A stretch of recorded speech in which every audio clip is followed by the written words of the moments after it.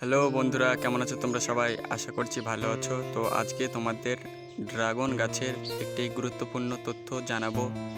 ভিডিওটি ভালো লাগলে লাইক করে দেবে, একটি কমেন্ট করে দেবে। আর তোমাদের যদি কিছু তথ্য জানতে হয় ড্রাগন গাছের সম্বন্ধে, তাহলে আমাকে কমেন্ট করে বলতে পারো।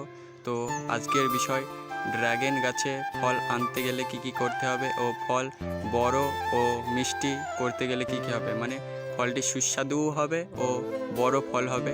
তো সাধারণত ড্রাগন গাছে ফল আনতে গেলে তোমাদের 1 থেকে 2 বছর অপেক্ষা করতে হবে।